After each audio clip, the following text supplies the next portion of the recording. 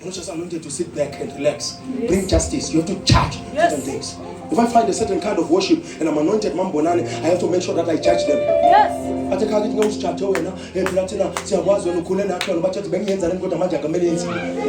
found the scripture and I said, this shouldn't be done. I'm here to judge this. But the Bible says do not judge. No. In the says so, we should serve no other God. That's not judgment, that's scripture.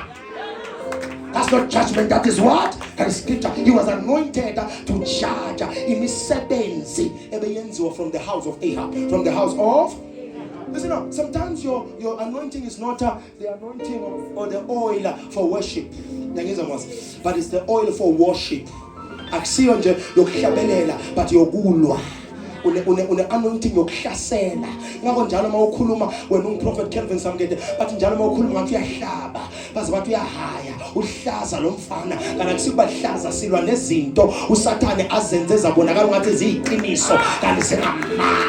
Our anointing is not only for worship, it's also for warfare. Bantu abazwana neqiniso, bantu abalifuna iqiniso, bantu abangeke balinqamele iqiniso kodwa siyolikhuluma bafuna noma bangafuna in the name of...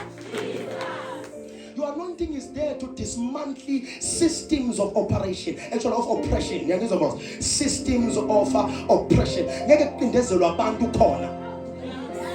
Ngeke kucindezelwe abantu. Encwadini Isaiah 58 uthi naku okuthiwa ifasting ekhethwe yimjongo Jehova akukhululeka abantu makunawo. You can't tell me you are anointed, but Isaiah 6:61 ethi iBhayibheli moya uNkulunkulu phezu kwami kube ngikhulula ababoshiwe but baqhubeka baqindezeleka but the devil is a liar. Devil is a liar. If people can pack stadiums for just a derby or for just a football or music on Shaba, it means we must pack stadium for Jesus. One man in the name of... Sometimes your anointing is not priestly oil, but it's governmental oil. Your biggest issue is you think that when you're anointed, you're anointed to preach in the church. Yeah. Sometimes you're anointed to become a supervisor in your workplace. Yes. Your supervision is needed in your workplace. Now, because he has seen the worship of other gods, then he will uplift you to that managerial position so that you bring life and light. So sometimes we go business or later in the conduit or later in the pillar. Somebody shout, I'm anointed.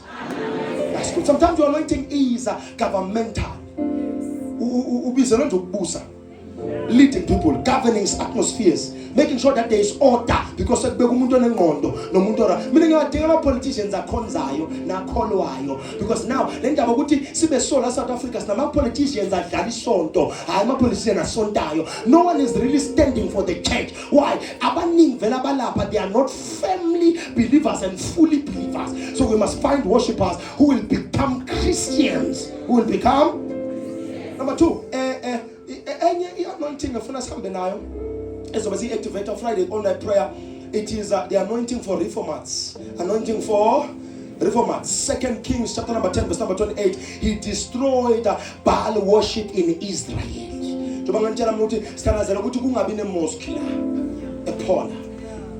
Noma nyafuna noma nifuna asifuna ukukhonza omunye uNkulunkulu kule ndawo le ngafane kwanda amasonto kunothi unga-introduce omunye uNkulunkulu kule ndawo le. This place has been marked for God. This place has been marked for God. It belongs to Christians. It must be ruled by Christian. I know abanye bazokwata anendaba, but this is a place of God. We mark territories. We are territorial commanders of this place. Those who funa ukufakazela faka abanye abantu abangekho right. uNkulunkulu uyadila naye same time. Reformers. No other worship, no other God should be worshipped. Your oil must carry what we call reformation capacity. Reform stuff. Many nonsense every day. There are things Christians shouldn't be doing in churches. Let's about choose masketel sondweni sibane service that's what choose ana khona sondweni uthi uzofuna indoda esondweni sibe ne service la khona bafazi bazoba ngapha bathamba uthatha indoda yakho ngapha. That's not biblical, that's not scriptural. If abantu bafuna ukushelana bashelana outside of church. Church was reserved for service alone. Can't be a Sunday service salibili sonto siyakhonza manje sekuthiwa hayi ke namhlanje uka choose masketela hamba uthatha indoda yakho uyithatha kanjani indoda uyibona isondweni ungaka wayihlola i-character in the spirit. uvona ibona ngifaka isudu esontweni so ayakhetha ngoba ibona ifaka isudu nasontweni. What if that man is what we call yini kodwa lempisi efaka isikhumba semvu? Now plus gina sinama divorces angaka emasontweni ngoba sithuzana ngehlo lenyama hayi ngehlo lakamoya.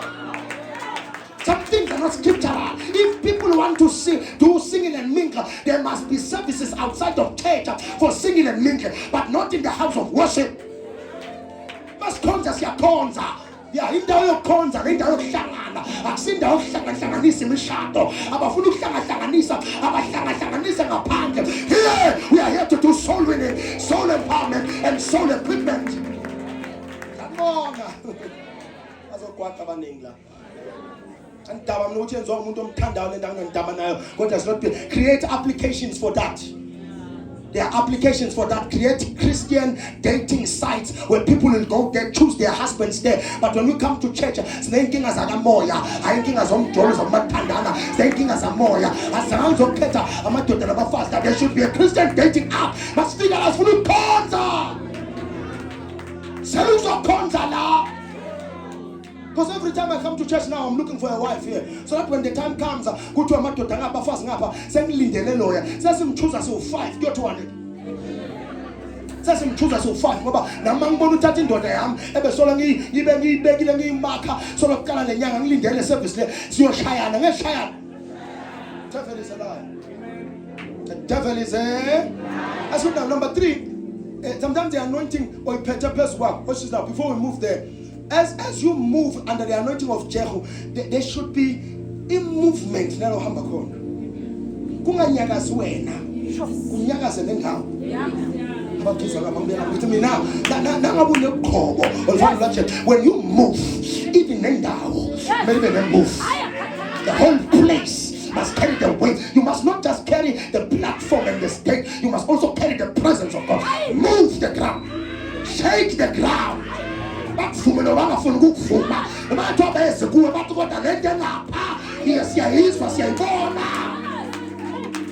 just move, there should be a movement. We're building monuments as we're doing whatever we do in our mission. It's about Tandaza, about Shasenegile in the book of Acts, chapter number 4. This place will shake. This place will shake. You can't be a Christian and be in a place in the will shake. It must shake. They shake about Tagatukoma.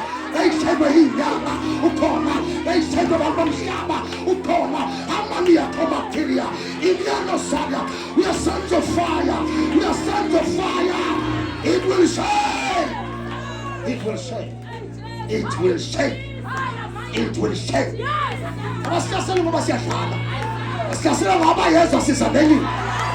Abantu ngoba siyahlala. Abantu ngoba Yesu sisadeli. Somebody shout it will shake.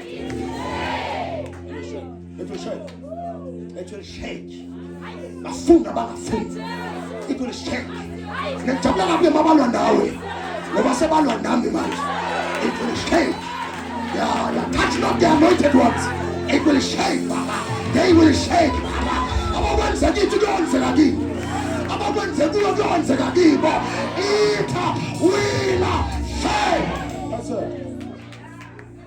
Number 3, the anointing that you should carry, and the one that will be transferred on Friday, a violent transition of the anointing. Transitions are really peaceful when corruption is entrenched. Then when there will be no change of corruption. So, that'll over kwakho.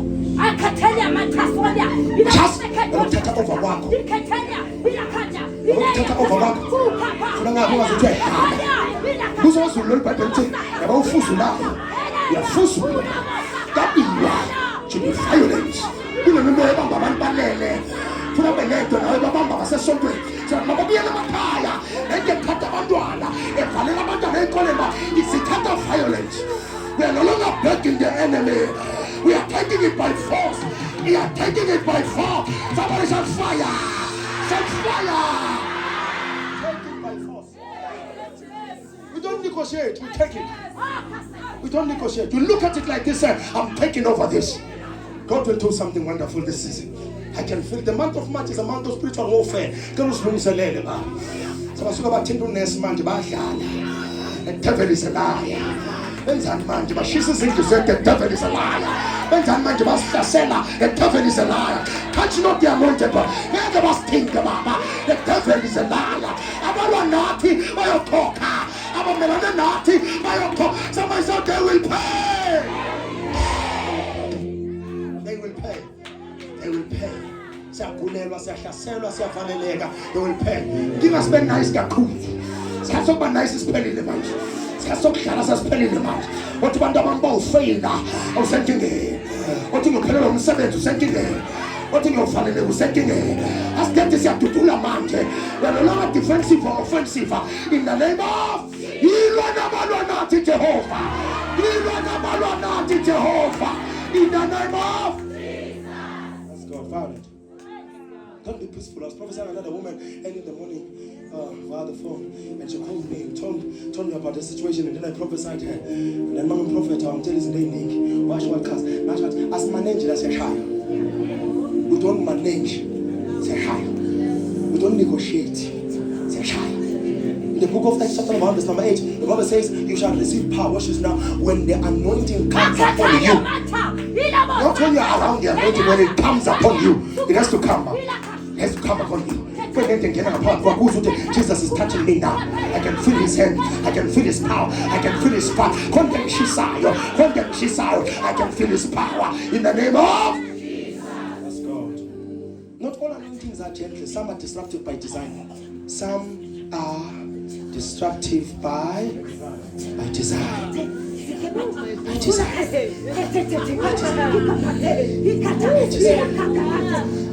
Ayishiselele ngokukhona umsebenzi. Ayishiselele. Kodwa Jeremiah umlili ngaphakathi kwami ayishiselele ngokukhona umsebenzi. Anointings are not for comfort. No. Sometimes you don't choose anyone. Sometimes some people are political, some are poetic, but uNkulunkulu choose a person that is ready to carry the anointing. You've been chosen as a vessel to carry the anointing. Badlala labantu ufuna sisebenze mina nawe. Bathi awufundanga ungena kuwena nokufunda kwakho. Thina sizosebenza namhlanje la. Okunye sokufunda ngendlela. In the name of God will always choose a suitable vessel for the season. God will choose a suitable vessel for the what? For the a suitable vessel for the season. Father, may I be a suitable vessel for this season. I'm tired of being useless. I'm tired of being a nobody. In business. In schooling. In every sphere of my life. Father, make me a suitable vessel. A suitable. Jehovah was chosen before mercy has been offered long enough. Judgment had become necessary. Judgment is necessary, not in the times of mercy. That's why I always tell people when you come to the house of a prophet,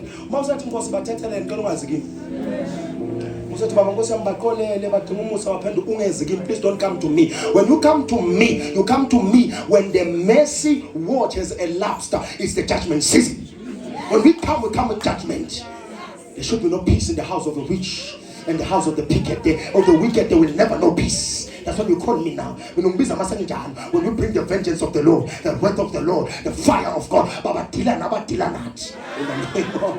that's what you call me. When corruption matures, God will always select a man with fire in his bones and clarity in his mind.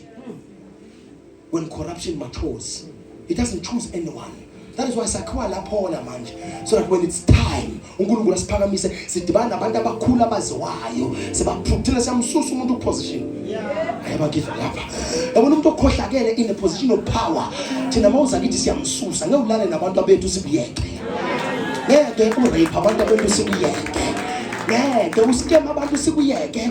When our time comes will come when the corruption has matured, God will select us because he knows we have fire. The people I've met, some people you are seeing them on TV, you are not seeing them anymore right now. It's because certain people came to me asking for guidance and help, and then we prayed. Because we have fire, we're able to remove people about planters and they caught again in our generation. That's who we are. That's why we're here. When we ask why I want to show up. Yes, we'll show up, but he's intensifying the fire. He's intensifying the what? That's God. Selection is never about popularity. It's about suitability for divine agenda. uNkulunkulu akanandaba ukuthi upopular or you are not popular. Are you suitable for that agenda? So when you want capacity, actually you wanted the platform without capacity. Father, give me capacity for the platform.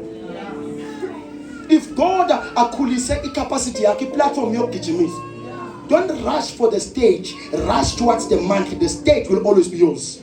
That's what I'm looking for. Abantu abazokhala uthi Jehova awungikhulise wandise ukukholwa kwami. Why? So that when the platform shows up and the platform is presented, ngazi ukuthi oh la kuyasetshenzwa. Remember this, you can be prophesied, Constance, but remember, prophecy comes with purpose. Prophecy comes with precepts. Prophecy comes with principles. Prophecy will unfold for those who are principled, and prophecy comes with portals. Masi prophet khona la kuvuleka khona. Prophecy funa ihambe nama principles ngoba okunya kwenzeka ngoba you are not a principled person. Awukwazi ukuzibamba kuyithiba, awukwazi ukuphila, awukwazi ukuphilana nabantu. Esinye isiprophet asifulfilleki because you don't understand your purpose. I-prophecy izela kuzoletha i-purpose. Uzo understand oh la emhlabeni ngazela lokho, kumele ngenze lokho. I stay in line with my purpose, with my purpose. Is right? Yeah. Okay. This coming Friday will be anointing people. The night of prophets will be transferring the prophetic to a lot of people. To a lot of people. There are battles now that the anointed face. That the anointed face. Number one, jealousy. But when you're anointed, they will be jealous. If envy, if you regard the minute you are anointed, the minute you are anointed. 1 Samuel 18 verse number 8 to 9, the Bible says, Saul eyed David from that day going forward. Because of the anointing, Saul, who was a king, eyed David from that day forward. Because oil will always attract envy. Once you are anointed, they envy you. When grace rests upon you, insecurities of the people around you becomes awakened. We have because they see you are anointed for certain services in the church, or certain departments in the church, or certain departments in your workplace. Because of your deployment, there will be people who are going to true colors. Wow. Right now, until you are deployed. Once God deploys you in a place they never thought you deserve, they will fight you. They will. 1 Kings chapter number 19 verse number 4. Elijah performed power and powerful there was a powerful demonstration of power in the book of 1 Kings chapter number 19. But after demonstrating power, Elijah felt loneliness. He was lonely and alone after demonstrating power. Anointing will come with isolation. You will perform power, but the problem is you will hang around sleeping people.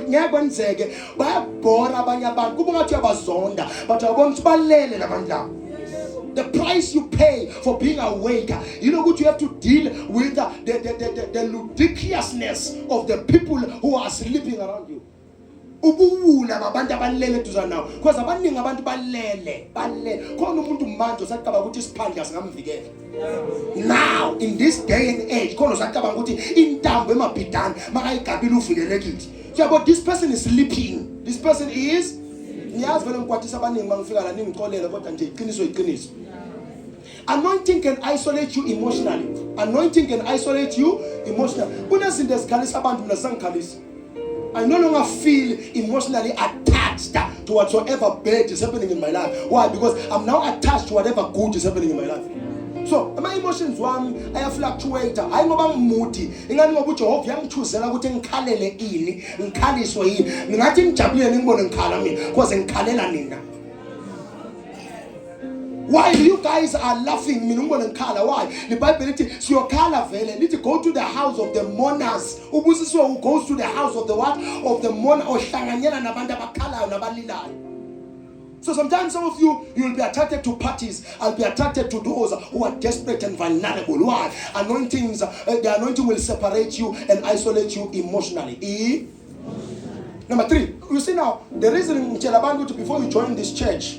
Ube ne diary is because of this. Ngoba mangiteda la lokho ngikufundisa manje ngizonibuza. So ngibuka bangabhali manje ngiyobe ngizibuzela bona ngiyohlaza phambi kwalabantu labo. Ngoba isonto ayisindawo yo amen kuphela, indawo yokubhala. Because these are the things and prophet for zona. And these are things that will happen when you are anointed. When you are number 3. Now, when you are anointed, there will be what we call false accusations. People will make up stories in your name, Lindo, because you are anointed.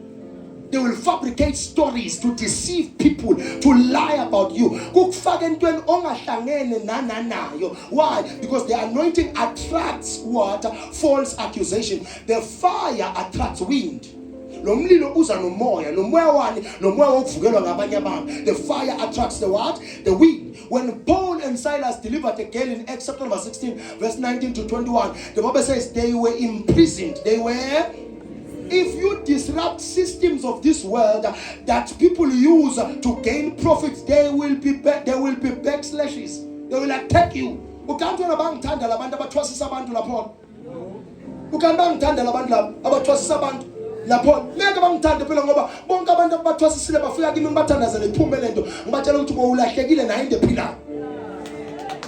So stories. Why? Clients. These are children of God.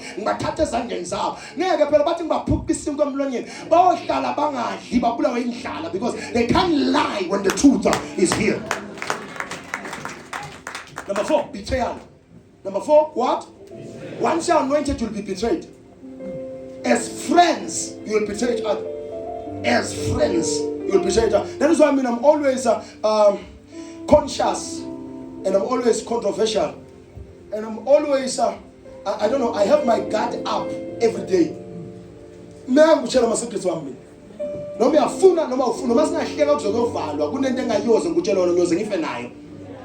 Because I know the anointing attracts betrayal. You will betray me one day. In the book of 1 Samuel chapter number 15, the man by the name of David was betrayed by his own son.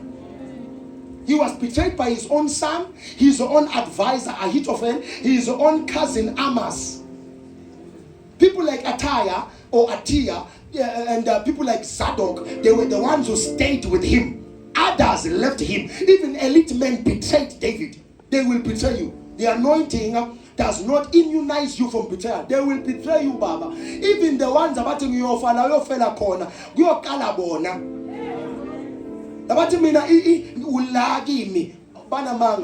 If money is presented,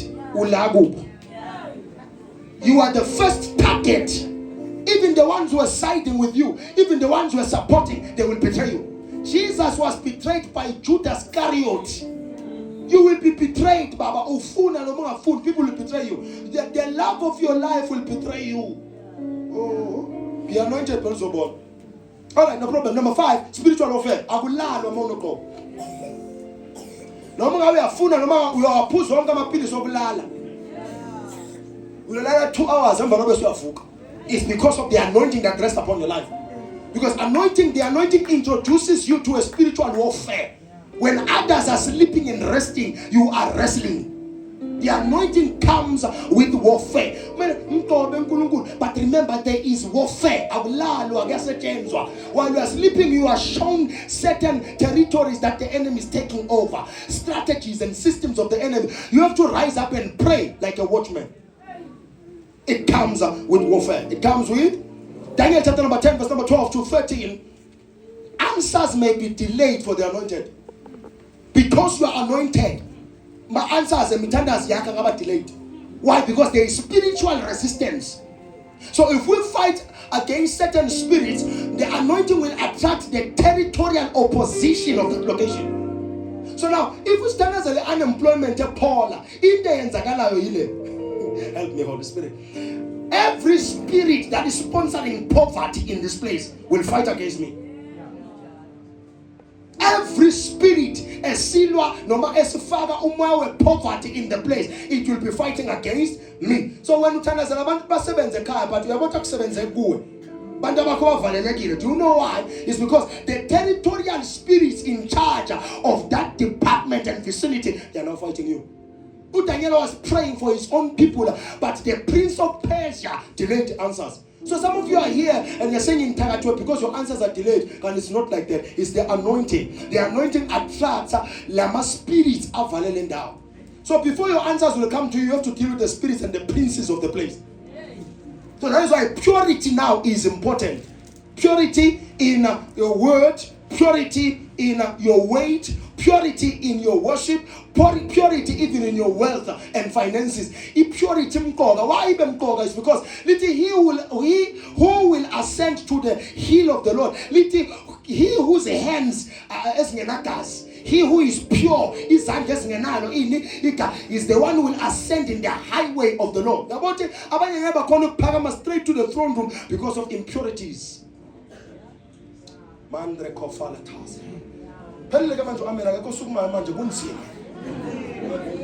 the anointing requires a lot of things. You're not pure when it comes to your finances. When was the last time you paid tithes? Every day. When was the last time you paid tithes? When was the last time you gave according to how God has given you? Did you give and it shall be given back to you? When was the last time you gave according to how God has given to you? When? It's been a long time. Because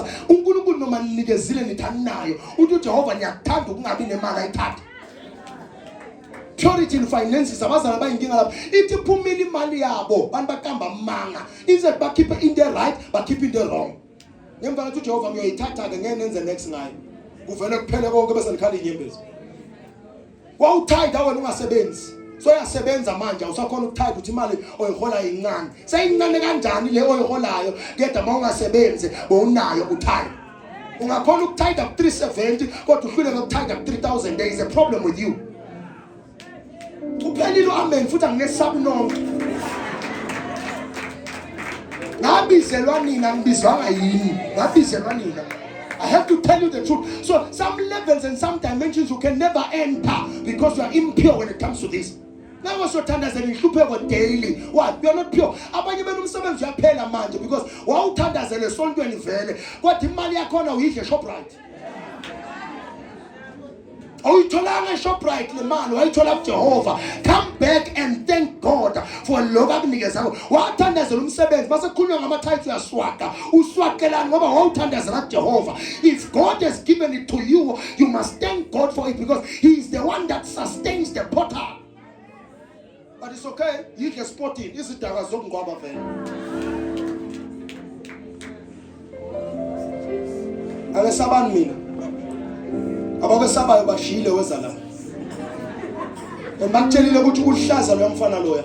Because when we stand for the truth, we stand for the what? For the truth. You expect pastors to be perfect, but you are imperfect believers. Unbelieving believers. You know fake pastors, but you are fake members of the body of Christ. But fake prophets and basically, what I mean, my fake members of the body of Christ. Young ministry, I support Mfundis. He supported Banda Pastor Mfundis. The sons of the prophet said to the prophet, then there was concern. We see now they were the ones pushing for the protection of the place.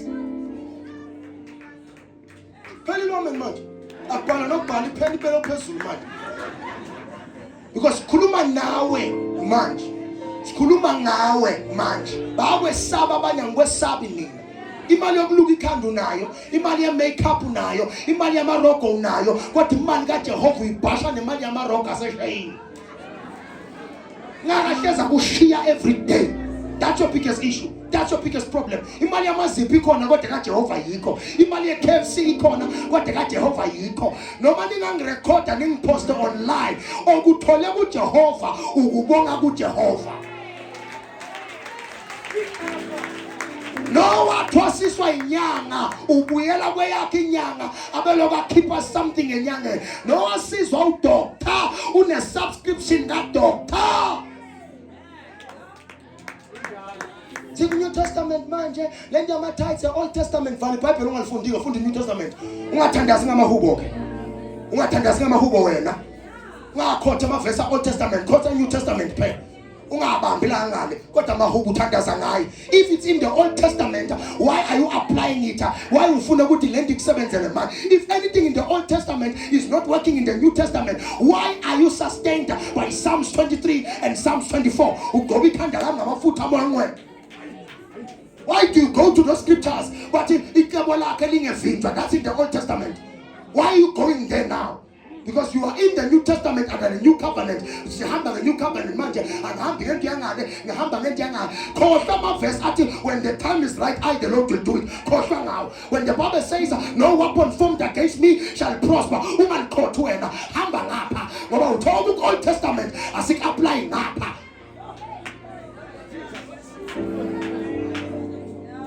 Ufihle Jehova umfakile phasa amaphiko wakhe Psalms 91 akaphumela umini lakho. Angithi Old Testament now. Why is it that we choose the scriptures that will benefit us but not benefit the kingdom of God? We quote them every day, but when the Father says be faithful and pure in your finances, so unenkinga naloko, somebody shout fire. The devil is a lie. Heaven is a lie. That is why go hlezi kuvalekile ngekuvuleke. Kuze ama-service online prayer abasupport abantu bathulile. Kodwa they expect the prophet to be in power. But masithi let's support the service. Abantu abafuna ukusupport. Ngiyobamba njani ivesi ngibambe ishumayeli phinde ngibambe imali. How can I do it all? I can't do it all. Pastors can't do it all. Even Jesus in Luke chapter number 8, the Bible says he was supported by people who were serving under his ministry with substance. Not with the hearts and prayers, with substance. Umfundisi lo ake sabani. Onda njengephara kuphela inyanga ngifuna ifoni yakho. Ngakuthi hamba kodwa iqiniso ke bengutsheli. Danonga Jehova yagula. Danonga Jehova yagula. Enale mali oyidlayo uthi udla imali yama-tithes. Ngakungabi nemali. I-tithe yakho ithi ngaka wena ukhiphe ngaka. Ngakungabi nemali. Phela inyanga sowuboleka imali kwabanye abantu ngoba udla into engadliwa imali kaJehova. That is why nothing grows in your yard. Uyasebenza kodwa yikho into nayo ephilayo. Why? Ngoba udla lokho kumele kutshalwe bese kuvezwe okunye. Abanye abantu they have opportunities every now and then. Why? Lokho kuyisitshalo kuyimbewu abakudli bayatshala kuze uJehova abe lokho avula iminyango. Now you sign a contract every day ngeke usayine permanent. Ngoba wehluleka ukuthembeka uku-contract. Uyothembeka njani so permanent? Uhlala uphile nezinto zokwebolekwa noma niyakwata noma niyakhala noma niyanxapha noma niyaphuma izwi la ihlaba inhliziyo lambonisa ukweduka kwami nabo la ulahleke khona imali yokuthenga abo-teddy bear bevalentine nayo kodwa imali kaJehova ninayo. Imali yokuthenga izimbali ngithengele abantu engengishade nabo niyayo kodwa uJehova imali yakhe aninayo. Noma niyangiduba nihambe izokuthenga novulela abantu. Siyakhonza la asidlali sonto. Siyakhonza uma set an example as the church that lives in integrity and purity in every atmosphere. Singanaki abantu bafaka igebhe baveza ama-cleavage kodwa singakathembeki lana nathi in finances. Ngoba laba beza bafaka ingubo ezingaka bayatshintsha bese baguquka bethembeke wena neroge elide neduku awukethembeki. So unaka bakhohlakele ka nawe ukhohlakele endaweni yakho. Ithi before ususe ugongona ehlweni lomfowenu qala ngolwakho ngicala kuweke manje. The case starts with you.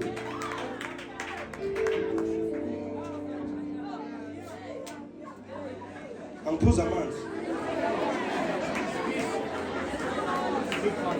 Yeah. Angiphuza amanzi. People are buying cars but they are not tithing.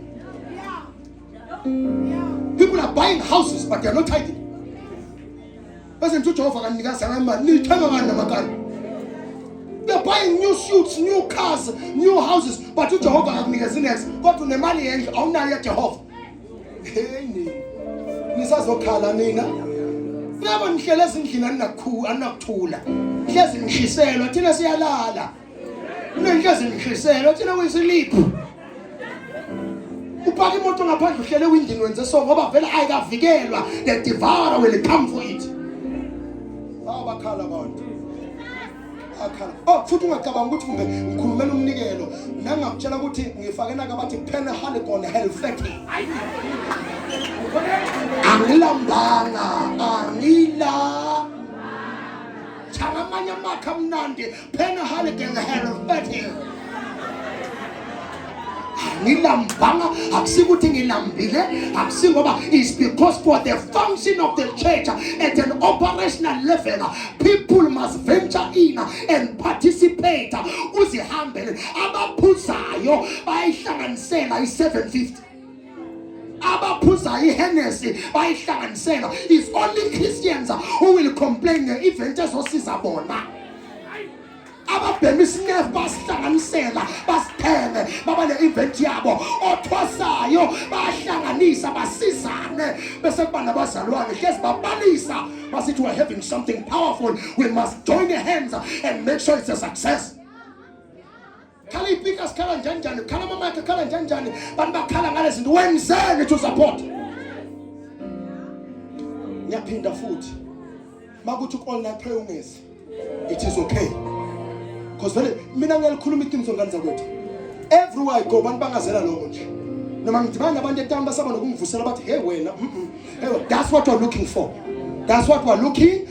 truth must be shared even when ngekho mnandi kodwa ufuna lisherishwe iqiniso ufuna lenzwe njani njengoba sikhala ngabantu abalalayo nje wena uthayida nini njengoba ukhala ngabantu abahlebayo nje wena uthayida nini ngoba wena unaka lokhu esikubonayo ngoba lokwakho kufihlakele kwaziwa umfundisi kuphela so senza ungwele nawe you are not holy you are a sinner yourself.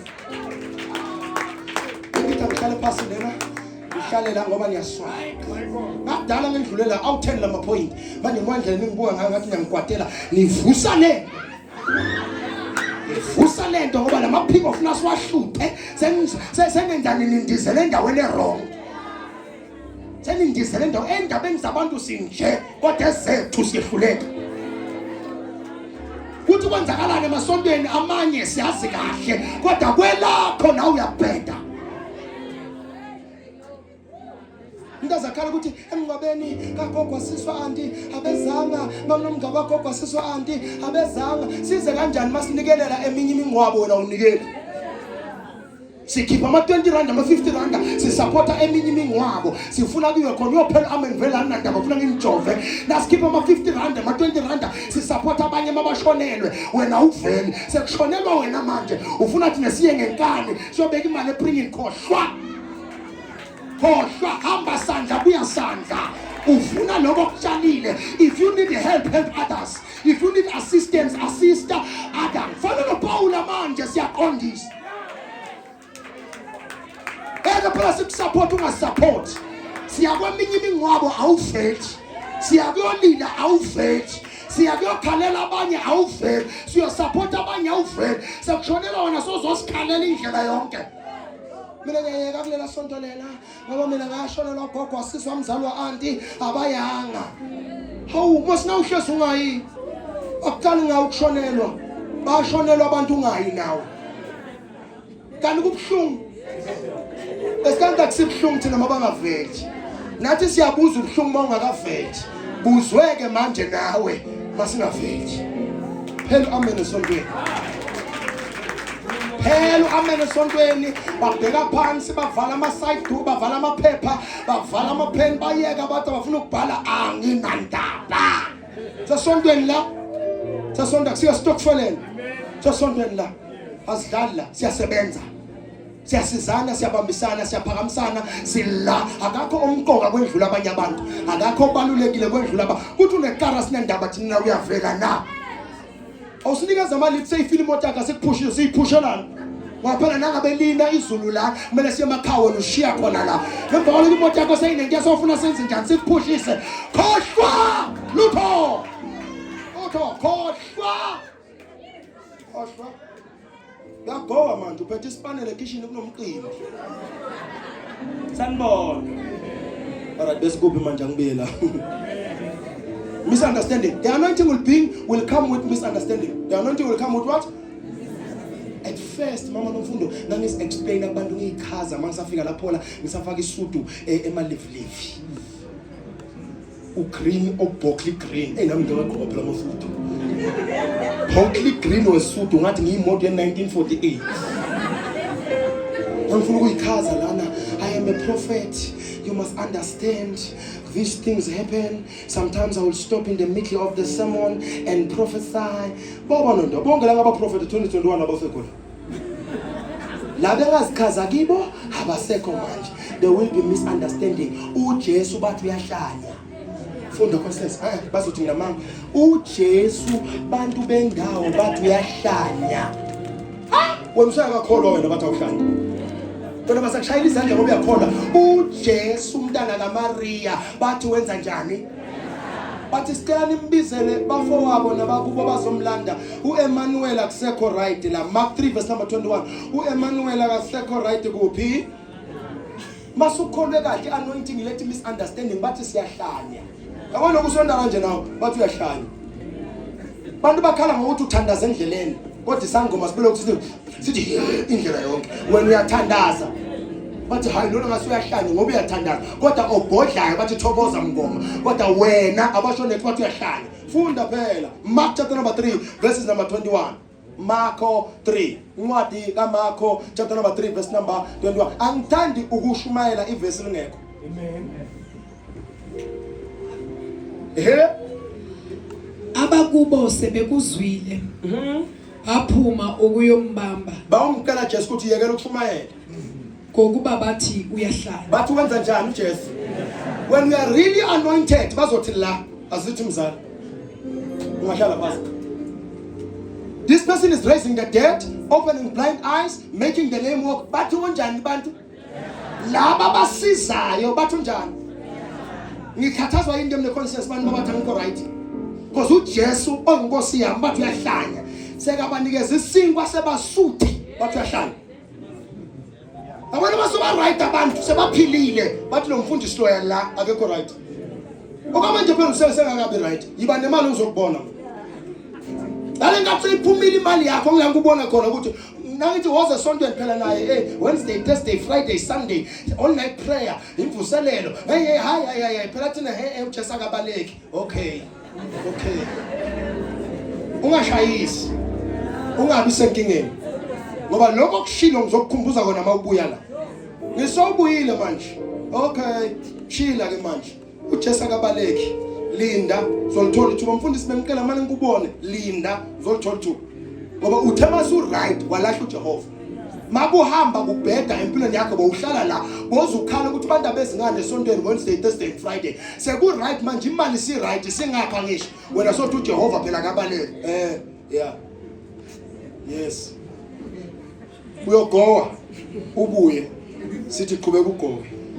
Linda. Because kunamanye ama sermons owadingayo ukuze lokho mase kwenzeka uunderstand ukuthi kunoJehova. Kunobani? Watch this now, Constance. Oil will confuse people who do not understand spiritual dimensions. I'll say that again. Your oil, Mamshaba, will confuse people who don't have and who don't know anything about spiritual dimensions. Mina ngeke bang understand the vele bantu. Angeke bang understand abantu. Bebashula iLO. Asiqhubeke la. Unga-understand njani mina ngikhuluma ngezinto zakamoya. Dimensions in the spirit. You cannot understand things of the spirit. Uhlula izinto zasenyama. Usathenga iPhone kodwa impilo yakho isayakahlangana. Awunakudla endlini ubona kungcono ukuthenga iHappy's instead of ukuthenga igrocer. Like basic needs. Awunaku igezi ayikho njalo masikufonela khala bo tit emva kwakho bele ufaka igezi ma unit awu4 kodwa uphethe iPhone 17 Pro Max. Akunakudla endlini makuphela amanzi elokushini now you striker kodwa imali yeJojo wena bowunayo wathenga iphone. Ufuna ukunderstand izinto ezinjengalezi ukuthi ngangithenga iJojo ngale mali and alidulanga 5000 liters ngangithenga iJojo umuntu akathenga iJojo uthenga inwele zikokorene manje zenze so zithe inwele zakhe manje zithe inwele zithe azakame nokame kuwathenga iJojo kala inwele bekazobuya ithenga akunamanzi lokushini naye phinde usendleleni sifuna amanzi sifuna wawunayo imali yeJojo uthenga ngani iJojo izinto ezingenamsebenzi umuntu azigijimisa bese lezi ezidingakalayo eziyi-necessity akanazo endlini. Umdala kangaka unoJoji endlini? Umdala kangaka nakuphela amanzi nawe uthi ayaphelile amanzi. Aphelile amanzi. Aphelile ukoba nemali wena kodwa umemeza istraso yena lapha ke mawekho. Ngizawathela lapha kaMayifa iJoji ishiphe kangaka uyithengani? iJoji ishiphe ukwazi ukuthenga neinkomo nezimbuzi zokwenza umsebenzi uthi ugeza umuzi. Ungageza umuzi ngokangaphakathi kwembuzi. Wayibona bona imbuzi igeza. Ungawugeza umuzi ngembuzi kodwa imbuzi ingakageza.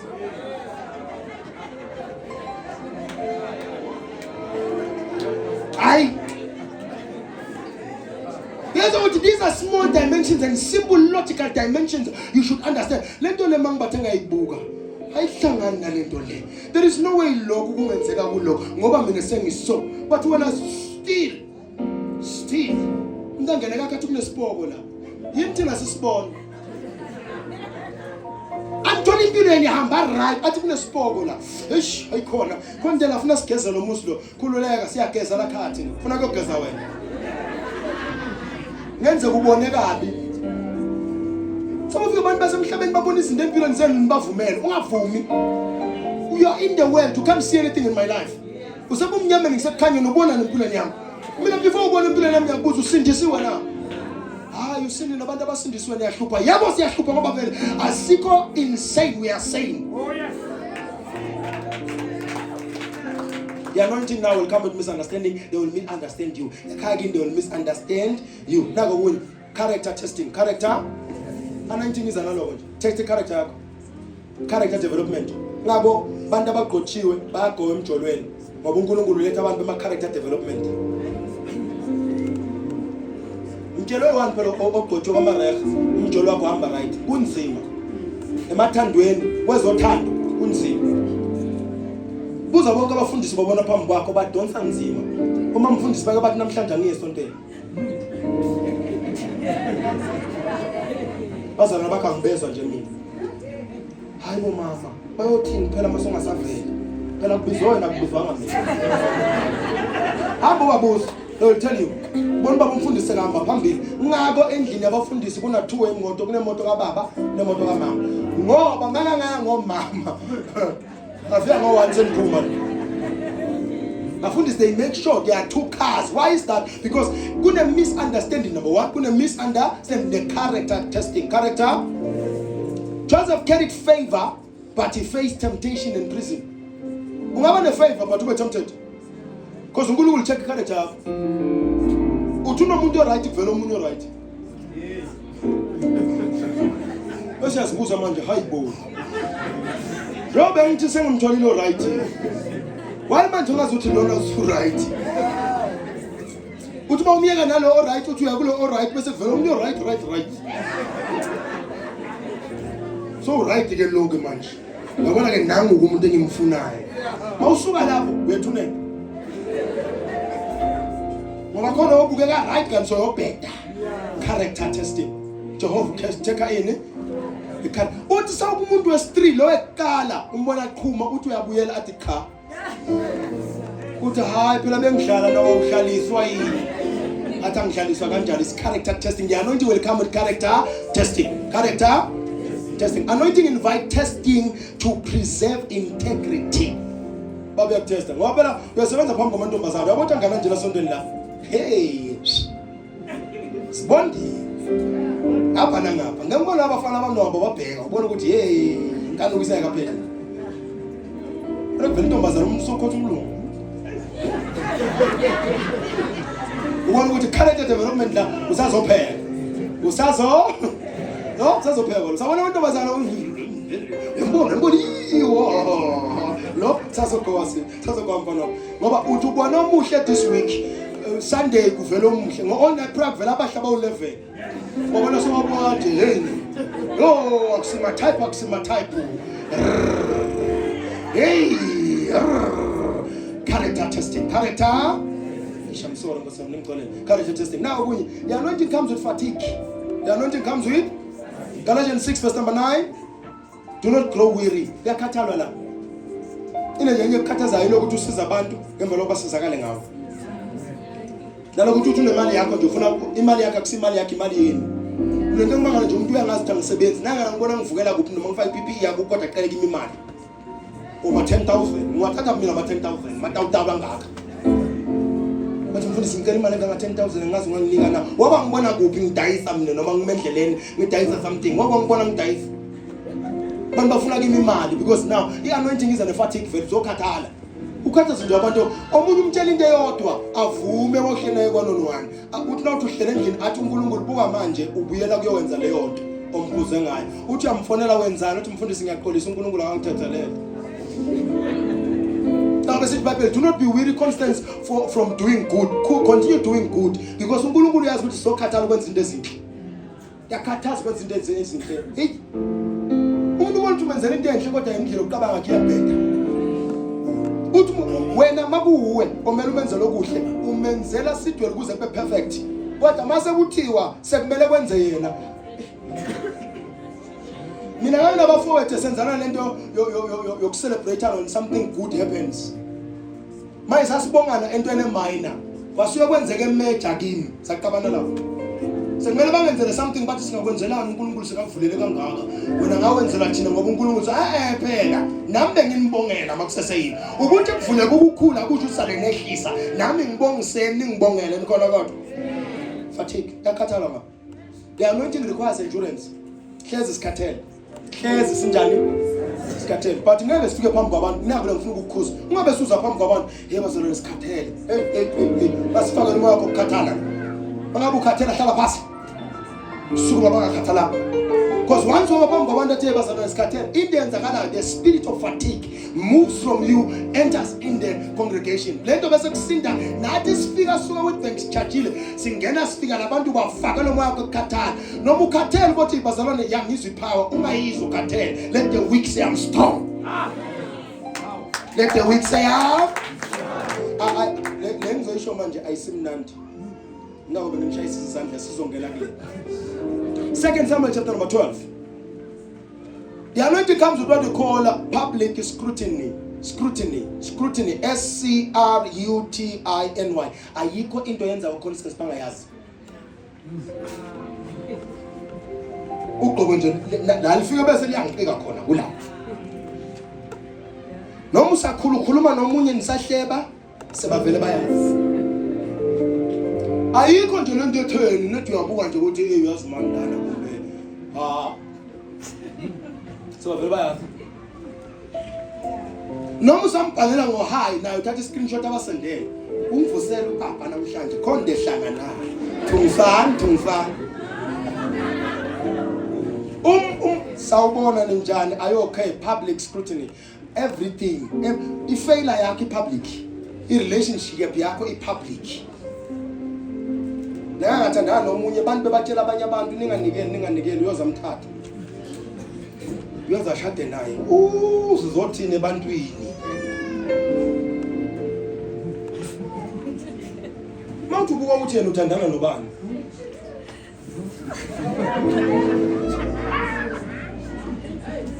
kodwa wena uthi uthandana nowakho athi yena hey uthi wena ubuka yena uthandana nobani wena uthi yahlola nje uthi uthandana nomuntu wamtshela ukuthi ulinda imali yeref kanwasha umphakathi wamkomela imali engayoze ifike into aphuza ukujwayeleka yona waphela kusho ukuthi umuntu mumbi kodwa nje akajwayeleki ufuna sikhumbuze every day kodwa umuntu wami uthandana nomuntu onjalo yena kodwa bowakho uzomjaja kuze kuyofika phansi uzomanga umjajelani ngoba uthandana nesidakwa. Anyways asiniyeke ngoba phela niyosenithi siyanigudla njalo phela ngamantshela amaqiniso yazi ngakudla mina la yebo vele bokanti ngokudla bani wena ngagudla umuntu ongekho la kunawe phela la ufuna ngigudle wena nawe nkosi yami ngakhuluma nomuntu ongekho ngiyahlanyeni la kanti because phela ufuna mangikhuluma le ndiqale kuwe ishaye wena thandana nomuntu osadaya inwele una 40 years indoda ina 40 daya inwele ipende ekhaya 40 ifaka ama skinny jean 40 at 40 ufaka skinny jean super skinny 40 faka leskipa esimalive la isibhala ukuthi Viali esikhulu sithakine bese uveza ibhande lakho leVersace umuntu usokahamba kanje neshaponto ongayazi at 40 hayi ngafanele ngijaji awuqualify ukungijaja wena awuqualify ukungijaja umuntu athanda nendoda yomuntu ojaja mina wena wahlukana nomuntu wakho ongashadanga wasuka ngapho uthatha indoda wahlukana nalokuthi uyakuchithela kodwa manje sekuyochitha wena ngeke sengumakhwapheni ngapha inyama yokhwapha ingasinhle kangaka wayisho uzoba makhwapheni. David's failure was public. Your failure will be public. Your failure will be, I'm telling you the truth, once you are anointed konke ozokwenza kunjani ngeke ufihle ngeke wenze njani noma ngathi wenza amasithelo khona uzokubona ukuthi usho lo mfundisi wena lo ngimbone nobani angakubonanga umuntu ngabe mina ngibona umuntu engimjwayele eTown ngivele ngithi shwi uzothi mbuze phela ngimbonile kana angazi nangithi mina yavele ngimbonile kanti wena conscience ufaka okunye ispice isigama uthe ungiboneni ihamba nosibani nibe bengizihambela ngiyi1 ngihamba nobani eTown umbuze ukuthi ngimbonile na ngimbonile nangifike mina havele ngimbonile Nkosi yami mamshaba ngeTown ngitheni ke ku nawe mina ngiphika nokungibona ubona mina it's not me it's AI akufini. Number 4, divine discipline. Divine Hebrews 12 verse number 6. Naka kunye abantu abangakuthandi lana udiscipline uNkulunkulu. When you are anointed with discipline uNkulunkulu uyakhenikana ubaba. One mina nje ngithemba uJehova, don't judge me, I'll be judged by God, don't worry. We are discipline uNkulunkulu yakhenikana buzo David. But David ngawele esandleni sabantu ngiwele esandleni sakho Jehova wamenzani uNkulunkulu kanti somxolela. You are disciplined by God. Hebrews 12 verse number 6. You are disciplined by oil does not remove you. The oil does not remove correction. Instead, it intensifies refinement. We refine out Jehovah. We're going to tefa wena, utetema wena. We are anointing. Because that will refine on uNkulunkulu. Usakuza uprofet ukhale. Anointing sharpens. Anointing shaya. Ngikholele Nkosi yami angisho ukuthi mawugcoka iViali usuku lahlelile. Ngithanda nonke ngiyayifuna nami ngesikiphi ngisibonisa khona nje ngiyangizwa kodwa please ngicela ngigama lika Jesu angifuni bese niyakwata khona bengibekusanga ngakho ngiyangizwa ningakwati ngithanda nonke ngithanda nonke angisho kabi Nkosi yami nama skinny jean angisho kabi ufuna ukusidwa akasidwa ngiyangizwa ufuna ukusidwa kenze njani akasidwa ngiyacela ngaze ngingase ngithatha kabi okunye ngisuke ngibusho ngoba ngifuna ukubeka isithombe ngiyangizwa ngifuna ukubeka ini sometimes now big sangendo kan say khona la ngaphakathi umuntu sebafuna ukuhlekisa ngayo so angikhulumi ngani uyangizwa ngikhuluma kahle kahle the main issue was in cheating was in not impahla but in cheating. You chose cheating over a solid relationship uyangizwa ngingase ngijajana ngeimpahla zenu senibuka umuntu kabi ngeimpahla yabona umuzosaba ukugqoka lento le prophet ukhuluma against lento le ngiyazithanda impahla ngiyangibona nami ngizithandela ibhokati ngiyangizwa so please ngingase ngithatha kabi ngithanda nonke ngiyangizwa ngithanda nonke ba umfundisi ke ilokho ngithanda nonke angifuni bese ngibukana kabi stuff like that nama dress code nani gqoka njengani zabantu nize esontweni yeah lokho khona ukugqoka kona ungazi uduba isonto ngiyangizwa as long as kungasiphazamisi fihla nje magoja kamnyama fihla nje gqoke kahle ube muhle magoja akho siyabona mahle kodwa indoda yakho neboyfriend yakho ayithina sosivezela magoja bezolungisana nasekufuna lokho ngiyangizwa kodwa but I'm talking mainly about cheating lento ingizisa ukuhlungu ngoba Christians are in church but they are cheating and bantu bomhlaba bakhona kuze esontweni ngoba umama osesontweni ucheata nendoda yakhe. That's my main cause, the main line, not the dress code. My main line is there. Some of the people in Machuza are in young, but umzalwane ujola nenyanga, umzalwane ujola nesangoma, and siyaziwa la Paula. When I was so finished, umuntu was so finished by isangoma. into ledloza kusofuna isizulu na umqomo manje lapha nomuntu anuka nemithi kanje. So it's manini phela. It's what my focus is on that. My focus is on that. But most abakholwayo abekho ish man buka ba right now man. Khona abantu abangasindiswanga kodwa bafuna ukusindiswa. You understand? Uyabona lona ngomlungisa buye enkosini. Asuke futhi umuntu ophuzayo nje. Lo muntu lo uyinkinga ngoba ema toilet kunezinto ezenzakalayo. Ematshwaleni nasemaclubini uyothola izifo ezingalapheki because lo muntu ubuye etshwaleni abuye kunesifo azokufakela sona. Ngiyangizwa mos. I know some of you here ndiyazithanda ama relationship ngikale test, right? Testa. Yeah. Kodwa ukuthi utestile nomuntu akusho ukuthi uyohleze aclean. Ungatesta naye makuqala unyaka but ufake lo ukugula phakathi nonyaka. Ngoba naseka testile amadoda ngwazi njani angatesta uthi yebo. Athi kunini kodwa ngithola ngisho ukuthi langesaba aye khona ngenkani kanti solanda. Alandelela 1948 adlali ke lena. Ngolo lela manje hawo lo ka2010 haya lokho akuseku week lokho awusafi lapho. Lela bo 2020 lehamba le covid phakathi awuhambe. Uyabona labo 19 ngathi watilela. Lena lekushaya ufe manje. So please protect yourself. Please protect yourself. So the anointing now will also come with public scrutiny, and into yakho is about public. It also comes with discipline from God. You will be disciplined by God. Will be disciplined by God. Ukwamukela discipline of Jehovah.